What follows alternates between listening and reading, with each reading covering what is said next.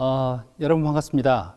저는 부경대학교 중국학과에서 중국경제 및 경제통상을 가르치고 있는 서창배 교수입니다. 여기 보시는 그 첫 표지에서 보시는 것처럼 부경대학교가요, 바닷가 근처에 광안리 끝자락에 자리하고 있습니다. 그래서 여러분들과 함께 항상 뛰어놀 수 있는 그런 준비가 되어 있는 곳이 아닐까, 자유로운 캠퍼스를 또 경험할 수 있을 것 같습니다. 저희가 목표로 하는 것도 부산, 울산, 경남 지역에서의 중국 연구의 중심이 곧 부경대학교 중국학과라는 생각을 하고 있습니다. 오늘 말씀드릴 것은 두 가지 부분인데요. 첫 번째는 중국학과는 과연 어떤 곳인가에 대한 전공에 대한 소개와, 그 다음에 두 번째는 최근에 가장 이슈가 되고 있는 것 중에 하나가 미중 무역전쟁에 대한 얘기인 것 같습니다. 미중 무역전쟁에 대해서 미국 측 시각도 있지만 중국 측 시각도 있고, 또 우리는 미국과 중국이 아닌 한국 측 시각으로 봐야 되는 부분이 있어서 이 부분을 중심으로 해서 말씀을 드리도록 하겠습니다. 이거는 제 양력 부분이고요. 넘어가도록 하겠습니다. 먼저 중국학과, 부경대학교 중국학과는 어떤 것을 추구하는지를 좀 먼저 보시면 좋을 것 같습니다. 일단은 낯선 부분 중에 하나가 이제 중국학이라는 거에 대한 낯선 부분. 그래서 중국학과와 중어중문학과가 어떤 차이가 있는지, 그 다음에 중국을 알고 이해하는 것이 왜 중요한 시대가 됐는지에 대한 궁금증을 좀 말씀드리도록 하겠습니다. 그 다음에 세 번째는 한중 관계는 도대체 우리한테 어떤 의미로 다가오고 있는지, 그리고 그 가운데에서 부경대학교 중국학과의 역할은 과연 어떤 것인지에 대해서 잠깐 동영상을 한번 보시면서 얘기를 좀 더 나누면 좋을 것 같습니다.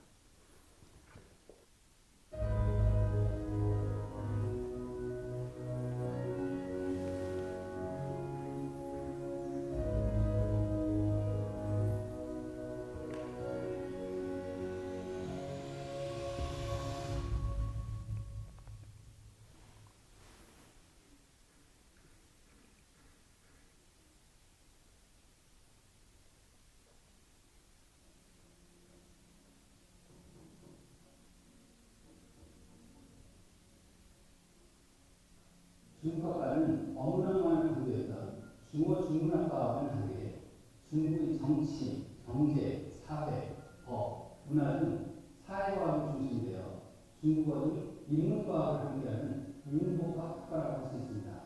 이는 중국 경제의 극성들과 함께 세계 경제에 미치는 영향과 그 파급과 매우 커졌기 때문에 발생한 시대적 요망이라고 할 수 있습니다. 이에 따라서 과거에 단순한 중국어만을 강조했던 중어중문학과 시대에서 이제는 중국을 아는 중국학과 시대로 변화하고 있는 겁니다. 이는 미국과 유럽의 주요 대학들을 비롯한 세계적인 추세라고 볼 수 있습니다. 그 이유는 중국을 이해하는 것이 매우 중요해지기 때문입니다. 무엇보다도 중국 경제의 성장이 세계 경제를 물론이고 세계 정치, 외교, 통상 모든 방면에 있어서 큰 파급효과를 보여주고 있기 때문인 것 같습니다. 이에 따라서 19세기는 유럽의 시대, 20세기는 미국의 시대였다면 21세기는 아시아의 시대라고 말할 수 있습니다. 특히 세계 2위의 경제대국, 즉 G2로 성장한 중국 중심의 세계 질서가 되는 가능성과 함께 중국과의 파트너십이 매우 중요한 시대가 되고 있습니다. 이에 따라서 중국은 세계의 소비 시장을 발전하고 있고, 그에 따른 우리 경제와 한국 기업들에게 매우 중요한 것이 되고 있습니다.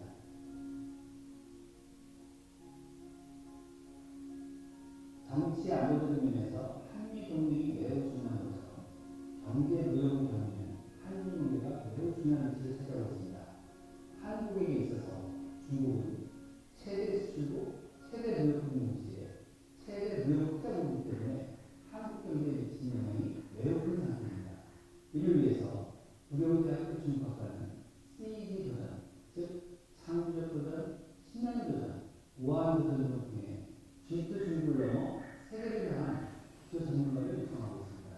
따라서 부경대학교 중국학과 학생들은 세계 도전을 통한 중국에 대한 올바른 이해와 함께 한중국의 미래를 구축하고 책임지는 핵심적인 인재로 거듭날 것입니다.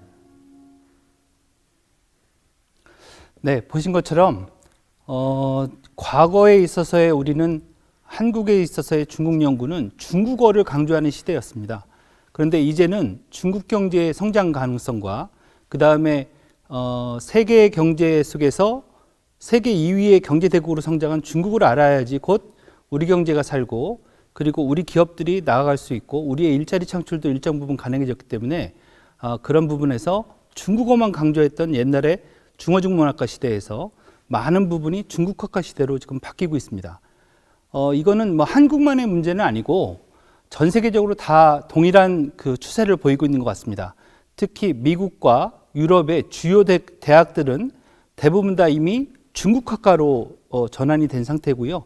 그러한 측면에서 우리 부경대학교 중국학과에서도 역시 마찬가지로 중국의 정치, 경제, 사회, 문화, 법 그리고 중국어까지 이렇게 통합적으로 중국을 연구하고 가르치고 있습니다.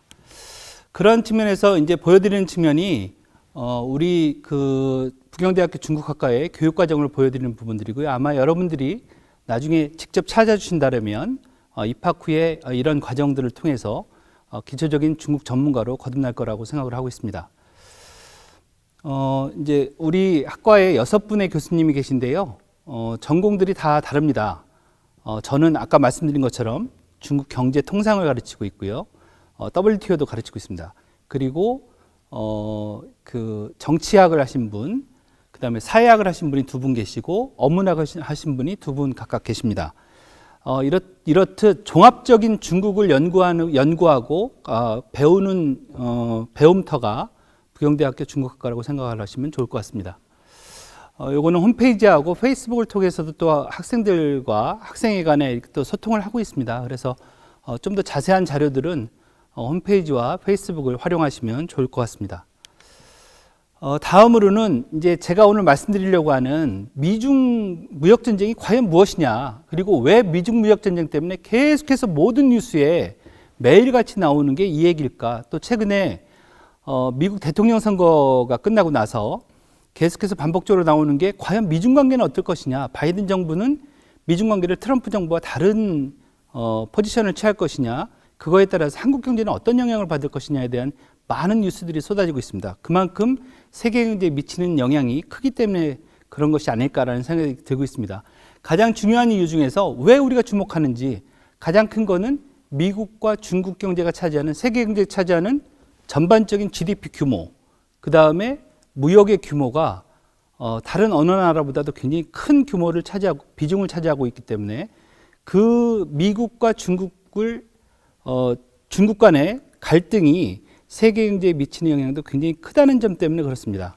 역시 한국에 있어서도 가장 경제 의존도가 높은 나라가 중국이고 또 한미동맹이라는 정치적인 혈맹 관계가 또 존재하기 때문에 미국도 중국도 우리에게는 다 중요한 나라이기 때문에 더욱 우리에게 관심이 있다고 생각이 들고 있습니다.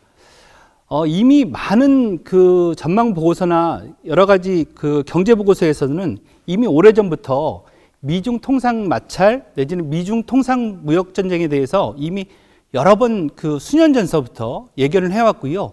그런 부분들이 2018년도, 19년도에 가장 최고점을 찍었다고 생각을 하시면 좋을 것 같습니다.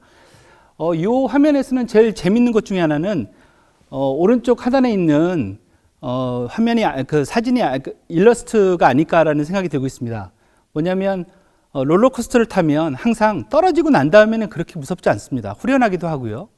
그런데 올라가는 그 속에서 앞으로 우리가 떨어졌을 때 어떤 고통을 받을지, 어떤 두려움을 겪을지에 대한 그 찰나의 두려움 때문에 사실은 많은 긴장감을 갖고 있거든요. 미국도 중국도 사실은 직접적인 충돌 이후에 미국 경제, 중국 경제 내지는 전반적인 세계 경제에 어떤 영향을 미칠지를 모르기 때문에 이런 두려움을 나타내는 그 그림이 아닐까라는 생각이 들어서 보여드렸습니다.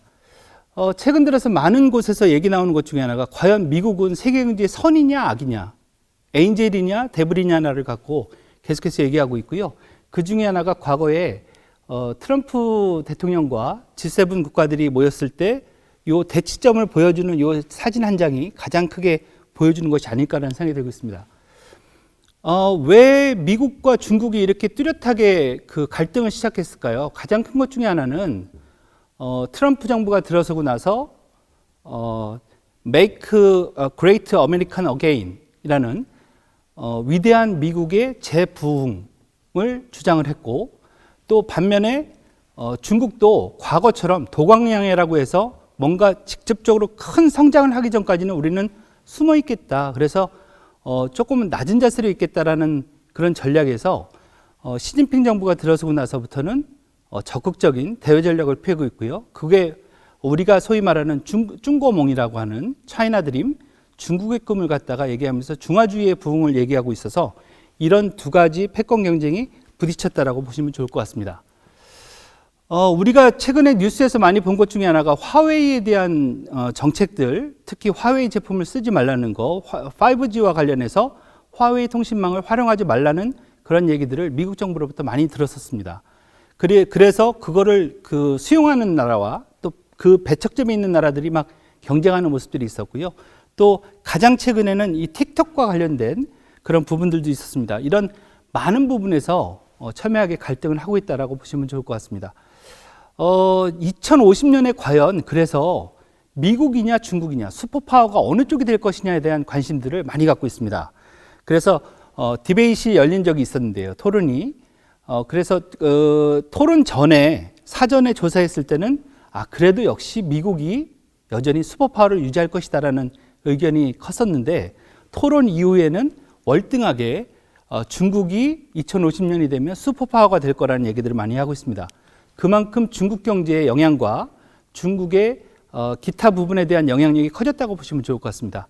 최근에 이 화면은 그 IMF의 월드 이코노믹 아웃룩이라고 해서 세계 경제 전망 보고서가 나오고 있습니다.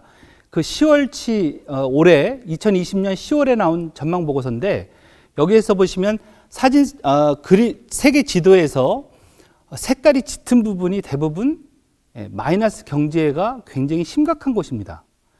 올해 2020년도 초에 코로나19가 터지고 나서부터 세계 경제는 급격하게 하락하고 있고, 이러한 속에서 많은 나라들이 저 아주 새빨간 그림으로 색깔로 나오는 것들은 대부분 마이너스 경제를 나타내는데요. 그런데 반면에 아시아에 있어서의 그 중국은 플러스 성장을 하기 때문에 색깔이 다릅니다. 그리고 그 옆에 있는 한국도 완벽한 그 빨간색이 아니거든요. 그래서 이런 부분들이 앞으로의 세계 경제에서 중국 경제가 느낄 영향을 다시 한번 또 보여주는 게 아닐까라는 생각이 들고 있습니다. 이거는 이제 세계 경제가 1970년대 이후부터 세계 경제가 주요하게 침체했을 때의 모습들을 보여주는데, 아이러니하게도 아직까지 이게 반드시 그렇다라는 얘기를 할 수는 없지만 상당 부분을 봤을 때 1970년도에 있었던 오일 쇼크, 원유 파동을 제외하고서는 전부 미국과 관련이 있습니다.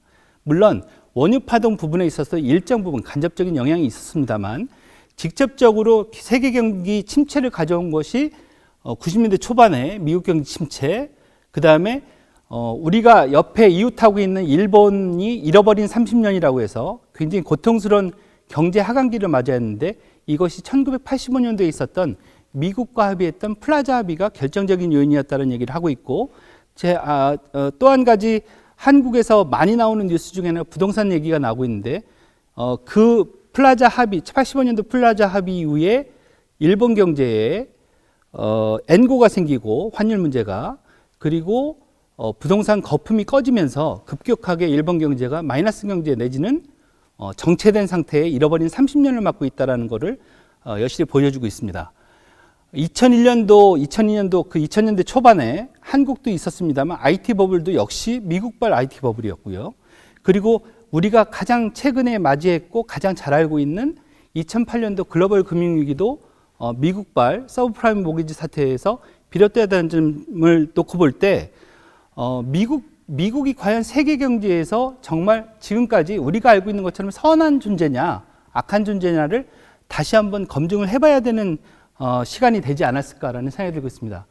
이 부분은 중국과 전 세계, 특히 이제 미국에 있어서의 4차 산업혁명을 이끌고 있는 주요 기업군들을 이제 나열한 건데요. 윗부분은 미국계 기업들입니다. 다국적 기업들이죠.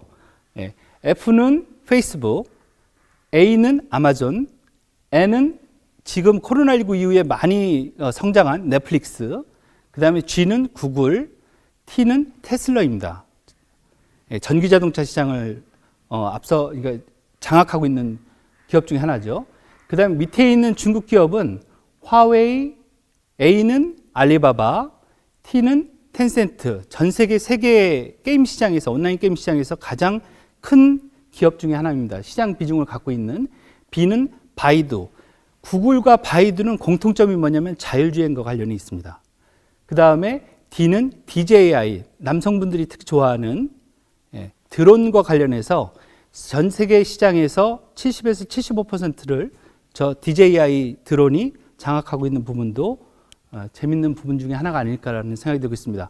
특히 그 앞서서 본 그 기업들을 보시면 다 미국 기업과 중국 기업이 대척점에 있는 그 업종 분야를 보여주고 있고 기술 분야에 있어서 상당 부분 경쟁 상태라는 걸 알 수 있기 때문에 이런 부분들이 미중 무역 전쟁을 더욱 가속화시키는 그런 촉매제가 되고 있는 것이 아닐까라는 생각이 들고 있습니다. 그럼 왜 미국이 중국을 견제하느냐? 그 이유를 먼저 살펴보면 첫 번째는 G1, 그룹 오브 원이라고 그러는데요. 세계 경제 1위 대국으로 성장하고 있는 중국이 현실화되고 있다는 측면 때문에 그렇습니다. 두 번째는 세계 최대 소비 시장이 지금까지는 완벽하게 미국이 지금까지 수십 년을 이어왔는데 그 세계 최대 소비 시장이 변화하고 있습니다.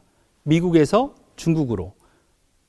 이미 ICT 소비 시장에 있어서는 ICT 시장에 있어서의 세계 최대 시장은 2018년도에 미국에서 중국 시장으로 이미 넘어왔습니다. 그러고 시장 조사 기관들이 2020년이 되면 세계 최대 소비 시장이 미국에서 중국으로 전환될 것이다라는 얘기들을 하고 있지만 조금 더 이거는 지켜보면 좋을 것 같습니다. 그만큼 소비 시장이 변화한다는 건 국제적인 영향력이 커지는 거고 세계 경제에서의 영향력이 커진다고 생각하면 좋을 것 같습니다. 그 다음에 세 번째는 미국의 힘의 약화가 현실화되고 있는 측면 때문에 이러한 견제가 시작됐다라는 얘기들도 할 수 있을 것 같습니다. 특히 지금까지의 국제 금융을 주도했던 국가는 미국이었는데 외환보 요구와 외국인 직접 투자가 증가하고 무역 흑자가 큰 중국이 내수까지 확대하면서 사실은 세계 경제에서의 역할, 그 다음에 그에 따른 여러 가지 글로벌 거버넌스에 대한 도전 이런 것들이 현실화되고 있다는 거겠죠. 그 다음에 앞서도 말씀드렸던 것처럼 1985년도에 있었던 플라자 합의 때와 그때의 일본과 지금의 중국은 다르다. 1985년도에 미국과 일본 간의 경제 격차는 약 3대1 정도 됐습니다. 근데 지금 미국과 중국은 작년 2019년 기준으로 하면 1.49대 1까지 줄어들었습니다. 일본과 유사한 수준의 미국과 일본 간의 경제 격차가 있었던 것은 2008년도에 3대1 규모가 있었습니다. 근데 그때는 미국 경제가 글로벌 금융위기를 시작하는 그 단계에 있었기 때문에 미국이 일본처럼 플라자 합의처럼 그런 것들을 집행할 수가 없었다라는 측면이 있겠죠. 그 다음에 네 번째는 중국 제조 2025라고 하는 중국의 기술 경쟁력 확대 노력이 현실화되고 있는 것이 아니냐라는 얘기들이 많이 오면서 미국이 직접적으로 견제를 시작했고요. 이거를 우리는 다른 말로 기술 패권이라는 얘기를 하고 있습니다. 마지막으로는 중국의 해외 투자, ODR라고 하는데요. Overseas Direct Investment라고 하는데 이 중국의 해외 투자가 확대되면서 중국 경제의 영향력이 커지고 그거에 따라서 미국도 긴장하는 그런 시점을 맞이하고 있고요. 그런 측면 속에서 우리가 잘 알고 있는 1대1로 전략, 1대1로 이니셔티브가 이런 거에 대표적인 사례가 아닐까라는 생각이 들고 있습니다. 지금 보여드리는 장면은 미국과 중국, 한국과 일본 간의 3대1 경제 딜레마라고 저는 이름을 지어봤습니다. 뭐냐면 왼쪽에 있는 그래프는 미국 경제와 중국 경제가 격차가 줄어들면서 이미 3대1 이내로 줄어들었고요. 한국과 일본이 최근 들어서 일본에서 한국에 대한 소재 부품에 대한 수출 제한 조치 같은 것들이 일어난 적이 있습니다.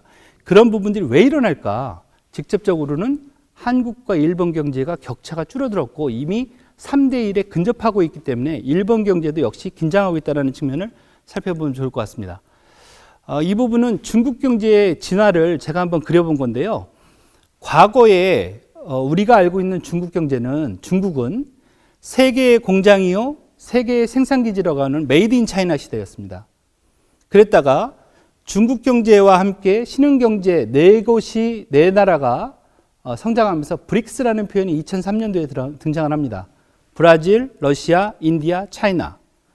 물론 2010년부터는 이게 소문자 S에서 대문자 S로 바뀝니다. 서던 아프리칸까지 들어갑니다. 그리고 남아프리카 공화국까지. 이 나라들이 대부분 다 천연자원이 풍부한 그런 나라들입니다. 그걸 바탕으로 해서 경제 성장을 했던 나라들인데, 이 나라 중에서 2005년도가 되면 브라질과 러시아가 탈락하고요. 예, 그 다음에 친디아라는 말이 등장을 합니다. 차이나 앤 인디아.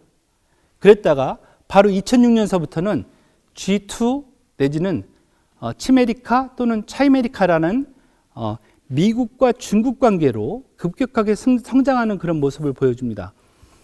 이때의 모습은 중국은 크리에이티드 인 차이나를 추진하기 시작합니다. 즉 지금까지의 지식재산권을 갖다가 보호하지 않고 일종의 짝퉁 경제 내지는 복제품 경제라고 했던 중국이 드디어 R&D를 강조하기 시작하고 지식재산권에 대한 강조를 시작하면서 기업의 R&D 비중을 늘리는 그런 정책을 추진하기 시작합니다. 요거의 첫 번째 사례를 저는 북경 현대자동차의 2공장 3공장 건립 때 있었던 R&D 센터 건립 과정이라고 저는 생각을 하고 있습니다. 그랬다가 최근 들어서는 메이드 포 차이나 시대를 맞이하고 있습니다. 즉 중국 소비자를 위한 맞춤형 제품, 그리고 중국 세계 소비 시장에 있어서의 중국 소비 시장의 확대 때문에 중국인 소비자들을 위한 따로 별도의 제품들을 만든다는 것이죠. 예, 그만큼 시장이 커졌기 때문에 그렇습니다. 그랬다가 궁극적으로 중국이 원하는 것은 메이드 바이 차이나 시대, 즉 순수하게 중국 국내 기업에 의해서 원천 기술을 확보한 국제 경쟁력의 확보, 이걸 통해서 팍스 스니커 시대를 맞이하려고 하는 모습을 지금 꾸준히 키워가고 있다라고 보시면 좋을 것 같습니다.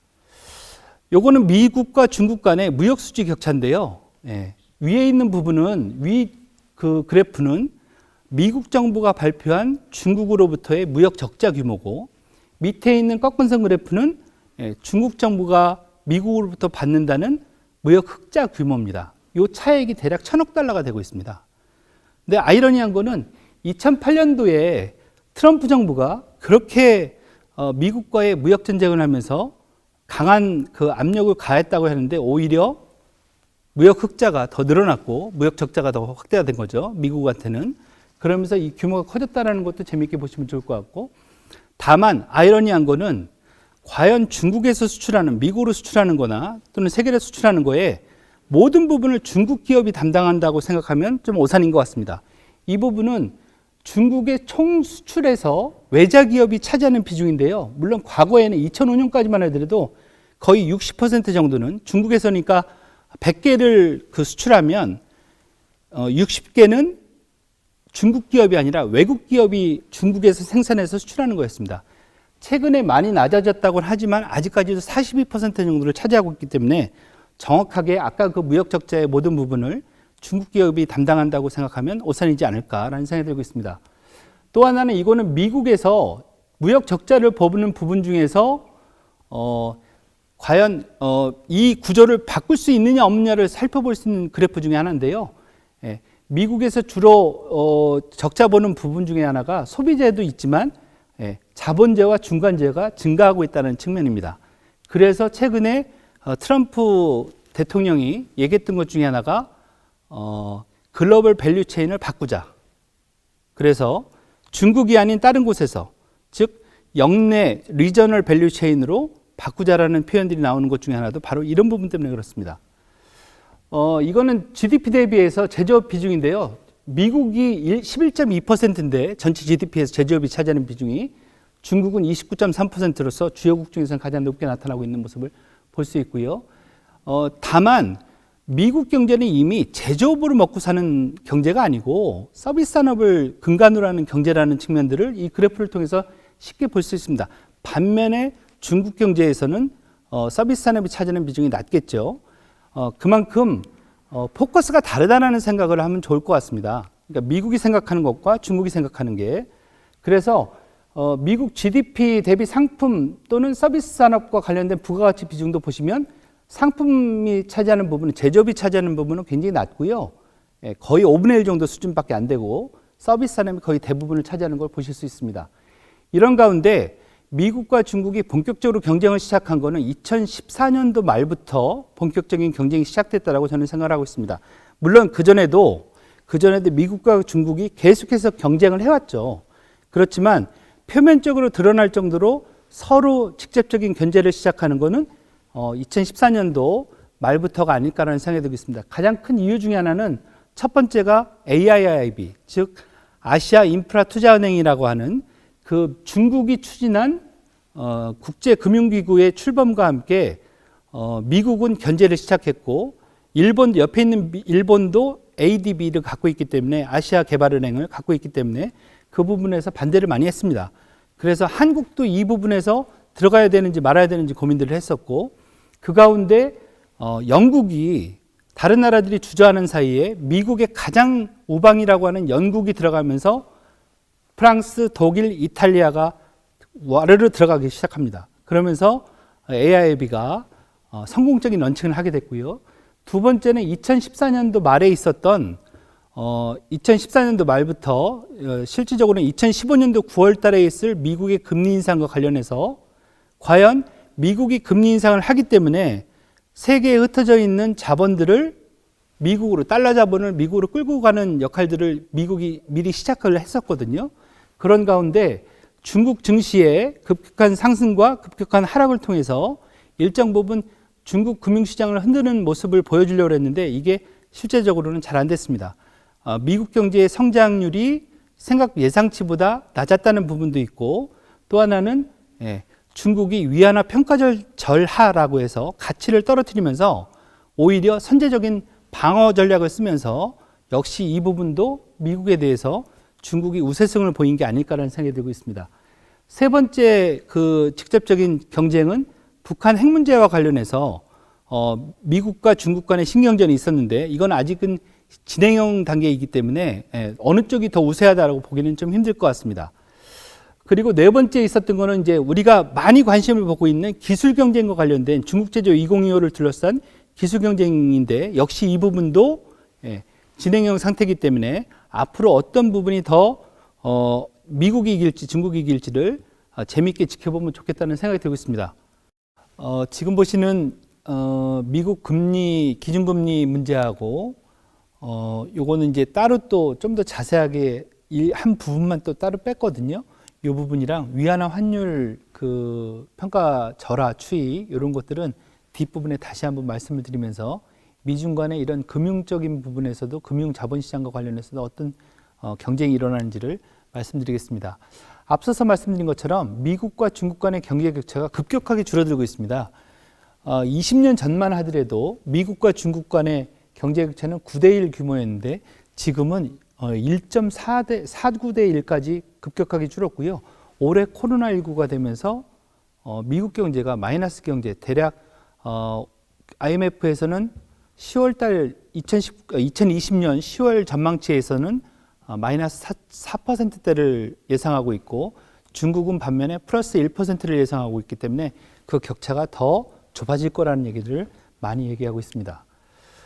요거는 PPP 기준 GDP라는 건데요. 구매력 평가 기준 GDP라고 하는데, 과거에는 명목 GDP, 우리가 일반적으로 알고 있는 국내 총생산이라고 하는 GDP를 사용했었는데, 최근에 추세가 이 PPP 기준 GDP로 많이 바뀌고 있습니다. 근데 이 PPP 기준 GDP에서 미국과 중국 간의 경제 격차가 저렇게 이미 크로스가 일어난 걸 보실 수 있을 것 같고요. 중국과 일본 간의 경제 격차 PPP 기준 GDP가 언제 바뀌었냐면 크로스가 일어난 게 1999년도입니다. 그 다음에 딱 10년 후에 우리가 알고 있는 GDP, 명목 GDP가 딱 11년 후인 2010년도에 수십 년을 이어왔던 세계 2위 경제대국 일본에서 세계 3위로 내려앉고요. 중국이 세계 2위로 올랐습니다. 근데 이 위의 그래프에서 또 한 번 교차점이 일어납니다. 뭐냐면 미국과 중국 간의 PPP 기준 GDP가 교차가 됐습니다. 그래서 중국이 미국에 이어서 2위였던 게 지금 현재는 중국이 미국의 PPP 기준 GDP를 앞서서서 훨씬 그 격차를 벌여가고 있습니다. 그 가운데 2014년도 이후에 딱 만약에 일본과 중국 간의 경제 크로스가 일어난 것처럼 미국과 중국을 그냥 단순하게 예상한다면 2014년도에 PPP 기준 GDP가 교차가 일어났고 그로부터 11년 후인 2025년이 되면 미국 경제를 GDP에서도 중국이 앞설 수 있다라는 얘기들을 전망들을 하고 있고요. 이거는 그냥 저 개인적인 연구자의 생각이 아니고 미국의 주요 10개, 10여 개 그 정보기관들이 별도의 그 보고서를 내는 게 있습니다. 글로벌 트렌드 2035라는 그 보고에서 5년 단위에 내는 보고서에서 거기서도 역시 중국 경제가 2025년을 전후해서 미국 경제를 추월할 것이다라는 예측을 하면서 그거에 대한 대비책들을 얘기하고 있습니다. 그렇기 때문에 미국 내에서는 이미 많은 준비를 하고 있다라는 것을 아실 수 있을 것 같고요. 앞서 말씀드렸던 기술 패권과 관련된 이 부분, 중국 제조 2025를 둘러싼 이 경쟁은 점점 더 심화되고 있는 상태인 것 같습니다. 특히 중국은 현재의 영국, 프랑스, 한국과 유사한 3그룹 규모의 기술 경쟁국에서 2025년까지 2그룹 독일과 일본과 유사한 수준까지 가고 2035년 되면 독일, 일본을 추월한 기술 강대국이 되고 2045년이 되면 미국과 동등한 수준을 기록하면서 다시 2049년에 완벽하게 기술에서 미국을 앞서는 국가로 나서겠다는 얘기들을 하고 있습니다. 그런 가운데 죄송합니다. 최근에 미국이 화웨이를 공격하는 가장 큰 이유 중에 하나는 5G 때문에 그렇습니다. 중국이 지금 추진하고 있고 4차 산업혁명의 핵심 중에 하나는 IoT와 관련된 부분들이 막 사물 인터넷, 그다음에 자율운행 이런 것들이 다 오차를 줄일 수 있는 AI, 다 오차를 줄일 수 있는 것 중에 하나는 뭐냐면 5G의 완벽한 구현입니다. 아직까지 전 세계가 이걸 못하고 있는데 5G 통신 장비 시장에 있어서의 화웨이의 능력이 월등하다는 게 세계 경제에 있어서의 많은 평가들이 그렇습니다. 제가 작년 2019년도 9월 달에 화웨이 베이징에 있는 화웨이 R&D 센터를 직접 가봤었는데요. 그 R&D 센터의 모습이 우리가 상상하는 초라하고 아주 지저분한 중국을 상상하시면 안 될 것 같고 굉장히 고급스러운 그 호텔 라운지를 연상시키는 그런 모습이고 그 화웨이 R&D 센터에 근무하는 직원들의 대우도 굉장히 좋아서요. 옆에 있는 그 커피나 그 다음에 쿠키 같은 것들도 다 유기농 제품을 쓰고 있고 전 세계에서 제일 좋은 커피 원두를 사다가 직원들한테 그 다음에 제일 좋은 티를 사다가 직원들한테 무료로 제공을 하고 있다는 모습을 보면서 화웨이가 왜 이렇게 커졌는지를 다시 한번 느낄 수 있는 것 같습니다. 제가 거의 11년 만에 다시 한번 가본 거였거든요. R&D 센터를. 여기서 보시는 거는 화웨이가 5G에서 기술 특허를 가장 많이 갖고 있는 기업들 순서를 보여드리는 건데 화웨이하고 ZTE 두 개를 합치면 월등하게 많고 다른 나라 두 번째 나라보다 거의 2배 이상 많은 그 순위를 보실 수 있을 것 같습니다. 그래서 화웨이를 미국이 직접적으로 많이 제약을 하고 있는 거고 또 하나 재밌는 거는 우리나라 언론이나 이런 데서 보고가 안 됐던 내용들인데요. 연구자들도 그렇고 이게 중국 제조 2025를 담당하는 영도 소조의 모습입니다.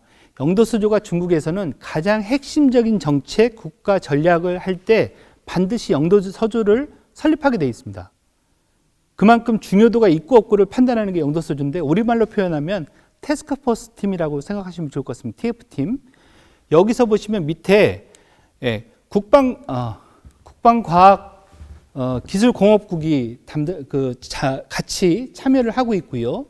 또 하나는 국가 신소재 산업발전 영도 소조 TF팀에 있어서도 중요한 게 우리가 미처 깨닫지 못했던 부분이 있습니다. 뭐냐면 맨 밑에 보시면 중앙군사위원회 장비발전부 부부장이라는 사람이 다 들어가 있는 거는 군대 기술과 군대의 무기 내지는 국방 산업의 발전에 가장 근간이 되는 산업 중에 하나가 신소재 산업이고, 그 신소재 산업을 발전시킴으로써 중국의 국방력, 그 다음에 무기체계의 현대화, 그리고 그걸 다시 민간 제품으로 환류시키는 군민 기술 교류에 대해서 박차를 가하고 있다는 모습을 알 수 있기 때문에 왜 미국이 중국의 중국제조 2025를 그렇게 견제하고 많은 부분에 있어서 제약을 두려고 하는지를 알 수 있을 것 같습니다.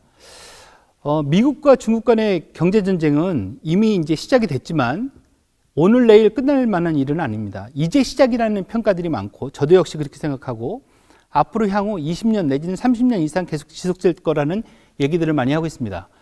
그 가운데 이 미중 무역전쟁을 앞으로 살펴볼 때 요런 5가지 요인들을 먼저 좀 보시면 예측을 좀 더 일정 부분 할 수 있지 않을까라는 생각이 들어서 말씀을 드리겠습니다.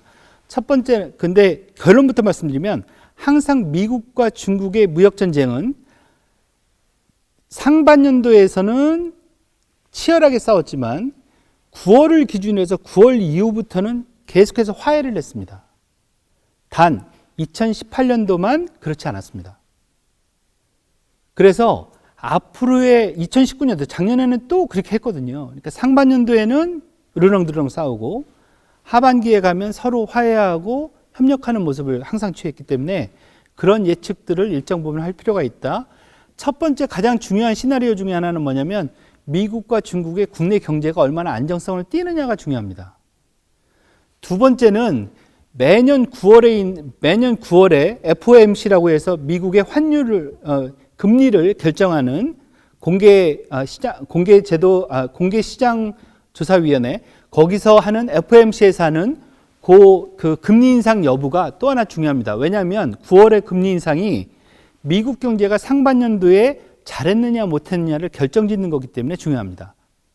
그러면 하반기 경제가 어떻게 추진될 거를 알 수 있고, 상반년도가 안 좋았으면 하반기에는 반드시 미국과 중국은 화해할 수밖에 없다.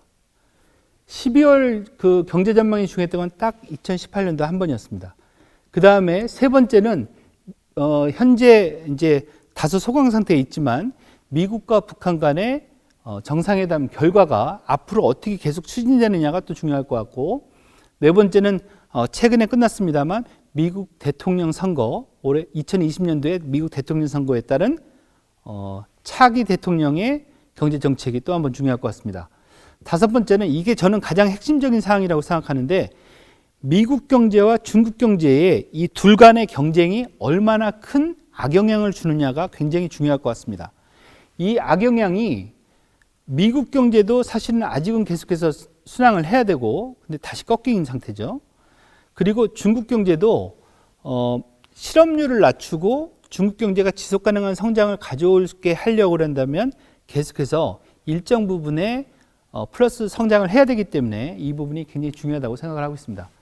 이거는 IMF가 작년 10월부터 올해까지 보여준 전망치입니다. 2020년도 전망치. 여기서 보시면 이 부분이 미국 경제가 하락하고 있는 모습을 보여주고 있고요. 최근에 10월 달 전망치에서는 마이너스 4.3%까지 조금 더 좋아지긴 했습니다만 여전히 마이너스 상태고, 중국은 10월 달 발표치에는 1.9% 플러스 성장을 하는 걸로 나타나기 때문에 둘 간의 격차가 대략 6%포인트 정도가 차이가 나서 더 미중 간의 경제 격차는 줄어들 거라는 예상을 할 수가 있을 것 같고요.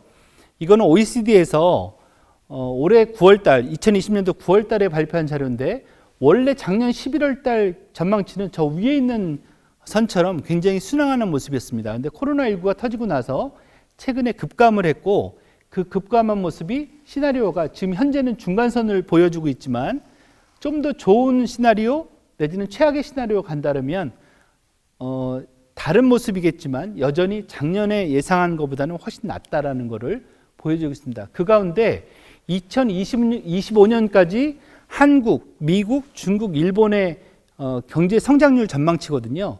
여기서도 보시면 미국과 중국 간의 경제 격차가 크다라는 걸 보실 수 있을 것 같고, 그 다음에 앞서 말씀드렸던 미중 간의 PPP 기준 전 세계 비중 추이가 2014년도에 역전 현상이 일어나고 나서부터 계속해서 급격하게 격차가 벌어지고 있다는 것을 다시 한번 보실 수 있을 것 같습니다. 그런 가운데 또 한번 여러분들이 주목을 하시면 좋을 것 중에 하나가 미국의 금리 인상이 있고 나서 항상 고점을 찍고 나서는 급격한 경기 침체 내지는 경기 하락이 있었다는 것을 생각을 하시면 좋을 것 같습니다. 그래서 앞에서도 앞으로도 미국 금리가 올라가고 있다라면 최근에는 2.5%, 2% 이상이 올라가기 시작하면 미국 경제 잘못하면 시그널이 급감할 수도 있겠구나라는 생각을 하셔서 만약에 주식 투자를 하신다면 그런 부분들을 감안해서 미리 주식을 미국 관련된 주식들을 정리하시는 것도 나쁘지 않을 것 같다는 생각이 들었습니다. 그래서 말씀을 드리고요. 역시 이거는 이제 미국 금리 인상, 금리 부분과 관련된 거고, 네.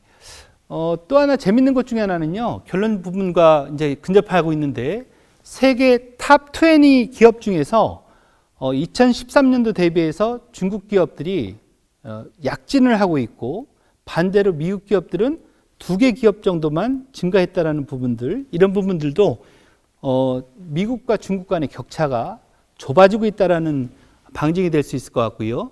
국제 특허 출원 건수에서도 여전히 부동의 1위가 미국이 아니고 중국이 지금 차지하고 있습니다. 계속해서.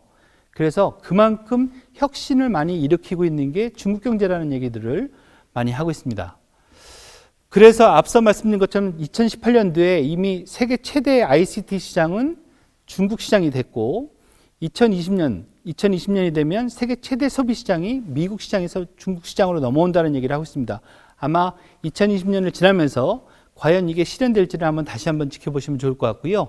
그러한 속에서 앞으로의 미중 간의 경제 전쟁은 기술 패권 전쟁이 지금 진행되고 있습니다만 곧 다가올 전쟁은 금융 전쟁이 될 것 같다는 생각이 들고 있습니다. 그래서 금융과 관련된 금융 위기 내지는 자본시장 위기와 관련됐던 관련 영화들을 한번 보시면서 느껴보시면 어떨까? 미리 앞으로도 이런 시그널이 온다면 이런 대비를 해야 되겠다는 생각을 하시는 것도 좋을 것 같습니다. 또 한 가지는 금융전쟁 이외에 지금은 미중 간에 부딪히고 있는 부분들이 동북아 지역에서 한중일이 있는 동북아에서 싸움을 하고 있지만 앞으로는 아프리카 지역에서 미국과 중국이 격돌을 할 것 같습니다. 이런 부분들도 한번 재미삼아 생각을 해보시면 좋을 것 같습니다. 가장 큰 이유 중에 하나는 미국도 중국도 미국은 국제금융기구를 통해서 세계 경제를 장악해 왔었거든요. 그 미국 주도하에 세계 경제를 장악했던 국제금융기구에 대응해서 중국이 지금 하나하나 국제기구를 세우고 있습니다. 그렇기 때문에 미국은 많은 위기감을 느끼고 있고 그런 부분 속에서 앞으로의 모습을 더 행보를 보실 수 있을 것 같고 미국이 얼마나 이를 견제할 수 있느냐를 또 살펴볼 수 있을 것 같습니다. 종합적인 한중 관계에서 가장 중요했던 시기 중에 하나를 제가 정리해 본 건데요. 재밌는 것 중에 하나는 과거에는 전적으로 경제 중심의 시대였다면 2018년도부터 한중 관계가 정치 관계가 끼어들기 시작합니다. 근데 이때 참 안타까운 거는 우리는 미국이라는 존재가 있기 때문에 앞서서 말씀드린 것처럼 한미동맹이기 때문에 중국과 한중 관계를 경제 관계가 아닌 정치 관계로 역전을 시킬 수가 없습니다. 근데 이게 잘못 단추가 끼어지면서 계속해서 한중 간에 갈등이 시작되고요.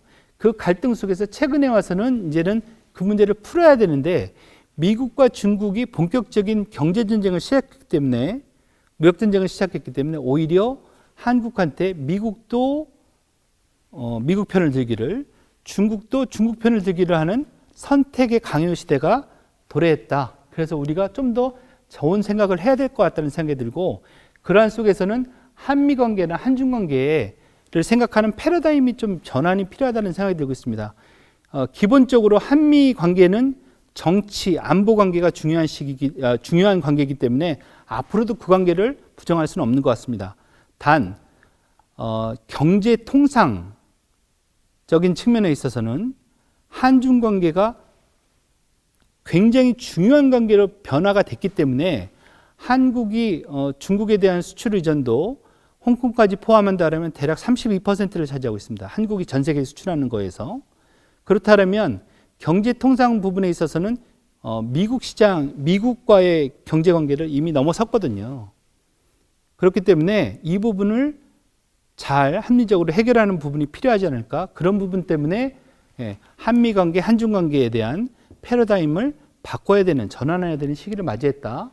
그러한 속에서 최근 들어서 동북아에 있어서 새로운 합종연행이 시작됐습니다. 반드시 한미일 관계를 추구해야 되느냐? 아니면 과거처럼 북중러 관계를 추구해야 되느냐? 그렇지 않다는 겁니다. 왜? 국가 간의 이해관계가 지금 달라지기 시작했습니다. 그래서 이 미중 무역전쟁을 우리가 살펴보면서 초반에 말씀드렸던 것처럼 우리는 단순하게 미국 편이다, 중국 편이다, 미국이 좋아, 중국이 좋아를 생각하는 게 아니고 한국의 국가 이익이 어느 쪽이 더 중요한지를 반드시 고민하면서 이러한 새로운 합종연행을 준비해야 되고요. 2020년도 11월 12일 기준으로 해서 13일이 되겠네요. 13일 기준으로 해서 또 하나의 미국 중심의 USMCA, 옛날에 나프타라고 했던 북미 자유무역 협정이 있고 또 하나 EU가 있죠. 유럽연합. 그 다음에 그거를 거의 근접하는 RCEP이 체결되게 되어 있습니다. 15개 국가가 아세안 국가, 그 다음에 5개 국가가 참여하는데요. 한중일, 그 다음에 호주, 뉴질랜드가 참여합니다. 이렇게 하면 전 세계 인구의 대략 5분의 1 정도가 참여하는 거기 때문에 굉장히 큰 시장을 새롭게 구축하게 된다. 그 속에서 한국이 새로운 모습들을 많이 새로운 합종연행에 대한 대비를 하면 좋겠다는 생각을 하고 있습니다. 그 가운데에서 아까 말씀드린 것처럼 EU 축, 미국 축, 그 다음에 동북아 축, 한중일을 중심으로 한 동북아 축이 새롭게 형성되는 관계를 보여주고 있고요. 한국, 중국, 일본은 또 FTA를 추진하고 있기 때문에 그런 가운데서 세계 질서를 양극 체제가 아니라 오히려 트라이폴라 시스템, 즉 삼극 체제로 삼극 체제로 분할할 것 같다라는 전망을 해볼 수 있을 것 같습니다.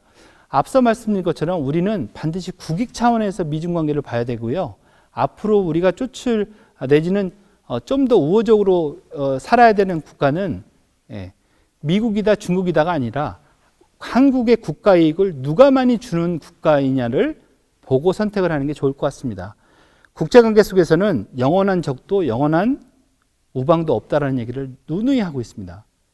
여기서 보시는 것처럼 중국이라는 존재가 없을 때 1990년대, 지금으로부터 20년 전에 그 미국과 한국의 관계는 경제 격차가 20배 차이 났습니다.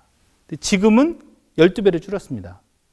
일본과 한국의 경제 관계는 20년 전에 10배 차이가 났었는데 지금은 3배 차이로 줄었습니다. 저는 이게 중국 경제의 성장과 맞물린다라는 생각을 하고 있습니다. 이게 없었으면 이 전 시기에는 한미 경제 관계와 한일 관계는 절대 저 수준을 깨지 못했었습니다. 그래서 우리는 다시 한번 국익이라는 걸 생각해야 되고 그러한 속에서 한국만 동북아에서 한중일 세 나라 중에서 유일하게 전 세계의 경제 주요 축, 즉 미국, EU, 중국과 모두 FTA를 체결하고 있는 나라는 동북아에서 유일하게 한국만 있습니다. 한미 FTA 했죠. 한 EU FTA 했죠. 한중 FTA를 체결하고 있습니다. 그래서 오히려 이 중간에서 많은 역할을 할 수 있다. 그래서 그 역할을 좀 더 확대했으면 좋겠다는 거고 그러한 속에서 보시면 신문이나 언론에서 얘기하는 것처럼 미중 관계가 하루는 웃고 하루는 울고 할 수 있는 일희일비 할 수 있는 그런 부분들이 아니기 때문에 너무 그거에 휘둘리지 마시고 조금 더 먼 그 거리를 생각해서 멀리 보고 미중 관계를 좀 전망해 보면 어떨까라는 생각이 들었습니다. 그러한 속에서 이제 진짜 이제 끝부분인데요. 제가 웬만해서 영화 보면서 잘 안 우는 사람인데, 요 영화 남한선상을 보면서 제가 몇 번을 보면서 계속 눈물이 나더라고요. 가장 큰 것 중에 하나는 이때는 명나라와 청나라가 교체 시기였잖아요.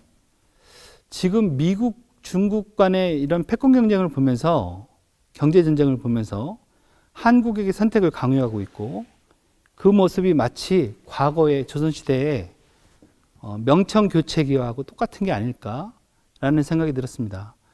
조금은 현명한 국제 질서를 판단을 해보고 트렌드를 판단해보고 또 그게 한국의 국가 이익에 얼마나 도움이 되는지를 보고 선택을 하는 그런 역할들을 하면 어떨까라는 생각이 들었고요. 그러한 측면에서 본다면 단순하게 저 가운데 있는 점만 생각하고 여백을 보지 못하는 그런 우를 범하지 말고 더 넓은 여백을 보면서 미중 관계에 대비하는 그러한 한국의 국가 이익을 극대화할 수 있는 그런 선택을, 합리적인 선택을 하면 좋겠다는 생각이 들었습니다.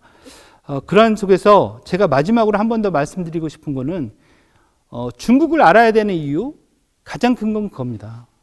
중국 경제에 대한 의존도, 그 다음에 세계 질서가 바뀌고 있다. 그거에 따라서 한국의 국가 이익이 어디에 주로 존재하느냐. 물론 너무 지나치게 한쪽에 치우쳐 있는 거는 저는 좋은 건 아니라고 생각합니다. 그렇지만 현실적인 생각도 할 수밖에 없는 거고요. 그리고 중국이 뭐 내일 모레 망할 것 같다 이런 게 아니라 그러면 제가 볼 때는 최소한 수십 년을 갈 거고요. 지금의 상황이 특히 미국이나 서방에 있는 많은 그 언론이나 주요 연구기관들은 중국의 시대가 오고 있다는 얘기를 하고 있기 때문에 그거에 대한 대비를 충분히 해서 미국이 좋아, 중국이 좋아가 아니라 한국의 국익이 어느 쪽에서, 내셔널 인터레스트가 어느 쪽에서 정말 큰 힘을 발휘할 수 있는지를 보고 선택할 수 있는 현명한 중국 전문가로 거듭나 주시면 감사하겠습니다. 네, 여기까지 제 강의를 마치도록 하겠습니다. 고맙습니다.